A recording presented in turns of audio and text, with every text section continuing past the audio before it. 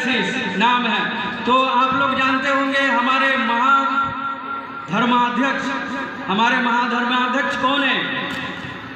हमारे महाधर्माध्यक्ष हैं महाधर्माध्यक्ष bishop Victor Henry Thakur.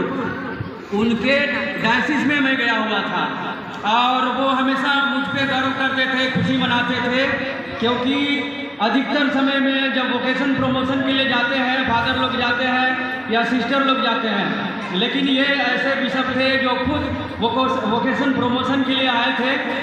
और मैं उस समय में लोयला फूलपुरी में पढ़ रहा था, वहाँ आए हुए थे और वो बहुत खुश थे, क्योंकि जब वो वोकेशन प्रमोशन के लिए आए थे तो पहला मछली जो उनको पकड़ाया था वो मैं था। तो बहुत खुश रहते थे कि आप मेरे पहले मतलब कि मैंने जब बुलावा के लिए गया था पुरोहित बनने के लिए, तो आप पहले व्यक्ति थे जो आए, ऐसे करके बहुत खुश थे। लेकिन मेरी पारिवारिक स्थिति अच्छी नहीं थी, कुछ समस्याएं थी हमारे परिवार में। इस वजह से मैं छोड़ के नहीं आया था, ना ही भाग के ना भगाया गया था, लेकिन परिवार की स्थिति अच्छी नहीं थी हमारी, इस वजह से मैं बाहर आया था। वो भी असल में मैं छुट्टी लेकर के आया था, उसको फादर सिस्टर लोग बोलते हैं सबैटिकल लीव ऐसा बोलते हैं। कुछ समस्या हो जाता है तो 1 साल 2 साल के लिए आ जाते हैं, उसी तरह से मैं 1 साल के लिए आया था। बिशप जी छुट्टी दे दिए थे, फिर उनको बढ़ा करके 2 साल का छुट्टी ले लिया। उसके बाद में समस्या ठीक नहीं हुई, इतनी अच्छी नहीं थी कि मैं जा कर के खुशी धर्म की सेवा कर पाता, तो मैं बाहर आ गया। लेकिन आज मैं इसलिए यहाँ पे आपके सामने खड़ा हूँ कि मैं याद करता हूँ उन दिनों को, उस समय को जब मैं धर्म समाज में था, तो लोगों का प्यार मुझे जो मिलता था, लोगों का सम्मान जो मुझे मिलता था, तो उसकी मुझे कमी होती है अभी। मुझे बार बार ऐसा लगता है कि मैं फादर होता, लोगों के बीच में रहता, लोगों को मैं उपदेश देता, मिस्सा चढ़ाता, उनके लिए प्रार्थना करता, कितनी खुशी की बात होती मेरे लिए। ऐसा मुझे अभी भी लगता है और बार बार लगता है। तो मैं संदेश के रूप में ये कहना चाहूँगा यहाँ जो बच्चे हैं या लड़के हैं कि आप भी बिल्कुल फादर या सिस्टर बनने की इच्छा अपने मन में है तो उसको प्रोत्साहित करने की कोशिश करिए, क्योंकि ये इतना अच्छा जीवन है, इतना सुंदर जीवन है, मैं अपने शब्दों में बयान नहीं कर सकता हूँ। मैं लड़कों से कह सकता हूँ कि आपको अगर दुनिया की सबसे सुंदर लड़की भी मिल जाए पत्नी के रूप में, फिर भी आपको इतनी खुशी नहीं मिलेगी जितनी खुशी आपको एक पुरोहित बनकर, फादर बनकर लोगों की सेवा करके मिलेगी।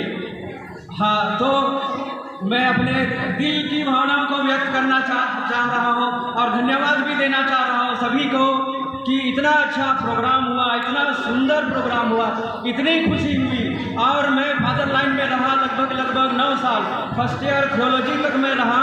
बहुत सारे भारत के दूसरे राज्यों में अलग अलग जगह पे 100 से भी ज़्यादा पैरिश में मैं रहा हूँगा। फादर लाइन से निकलने के बाद भी मैं रहा हूँ, बहुत जगह पे रहा हूँ, और इतना सुंदर परिवार या इतना सुंदर पैरिश परिवार मैंने नहीं देखा है। बहुत ही अच्छा पैरिश है हमारा। और हमारे फादर राजेंद्र बहुत ही अच्छे फादर है, बहुत ही अच्छे फादर। उनका जब मैं प्रवचन सुनता हूँ मुझे बहुत अच्छा लगता है, बहुत ही खुशी का अनुभव होता है। फादर लाल साहब भी बहुत अच्छे हैं, सिस्टर लोग भी बहुत अच्छे हैं, तो मुझे बहुत ही खुशी का अनुभव होता है। मैं अपने को भाग्यवान समझता हूँ कि मैं इस पल्ली का सदस्य हूँ। सभी को बधाई। और इसके साथ साथ मैं कुछ संदेश देना चाहता हूँ। जैसे मेरे मन में थी ही पुरोहित बनने की, मैं नहीं बन पाया, उसके बावजूद भी मैं जितना हो सके मैं पल्ली की और पल्ली वासियों की मदद करना चाहता हूँ, खास करके धर्म शिक्षा के लिए यहाँ मैं बिल्कुल समय देना चाहता हूँ, जितना मैं दे पाऊँ, और जितने अच्छे ढंग से बच्चे को धर्म शिक्षा दे सकूँ उतना मैं देने की कोशिश करूँगा। इसके अलावा मैं घर में जा कर के भी बच्चों को कुछ धर्म की बातें बताने की कोशिश करूँगा। और इसका रीज़न यही है कि ये पैरिस है, ये डायसीजन पैरिस है और मैं भी डायसीजन फादर बनता। और आज हम खुशी मना रहे हैं हमारे पुरोहितों के संरक्षक संत वियानी का। उनके बारे में हम लोगों को सेमिनरी में बताया जाता था, जब सेमिनरी में थे हम भी इसी तरह से हंसी खुशी से संत वियानी का त्यौहार मनाते थे। उनके बारे में कई बातें बताते थे। आज भी फादर लोगों ने आप लोगों को बताया है। हमें जो बताया गया था उसको मैं कुछ शब्दों में बताने की कोशिश कर रहा हूँ कि फादर का घर हमेशा खुला रहता था। फादर वियानी का घर हमेशा पल्ली वासियों के लिए खुला रहता था। रात हो या दिन हो, कोई भी समय हो, वो ताला नहीं लगाते थे, ना अपने ऑफिस में अपने जहाँ रहते थे वहाँ, ना गिरजाघर में। हर समय लोग उनके पास आने के लिए उनका स्वागत रहता था। और हमारे कैथोलिक कलीसिया में बहुत सारे संत हुए हैं, बहुत सारे संत, 1000 से भी ज़्यादा, उससे भी ज़्यादा हो सकते हैं। कई संत ऐसे थे जो जब जीवित थे तो लोग उनके बारे में नहीं कह सकते थे कि ये आगे चल के संत बनेंगे।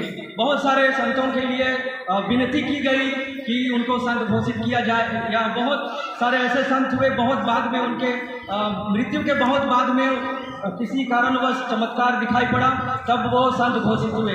लेकिन संत मरिया वियानी ऐसे व्यक्ति थे जो जब जीवित थे तभी उनके पल्लीवासियों को, दूसरे लोगों को लगता था कि ये एक संत व्यक्ति हैं।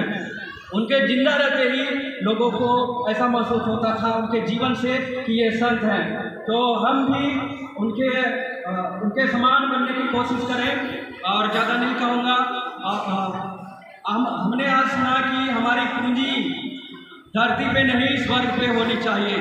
तो इसी बातों पर संत जी ने भी अपना जीवन व्यतीत किया और हम भी उन्हीं के समान अपना जीवन जिए।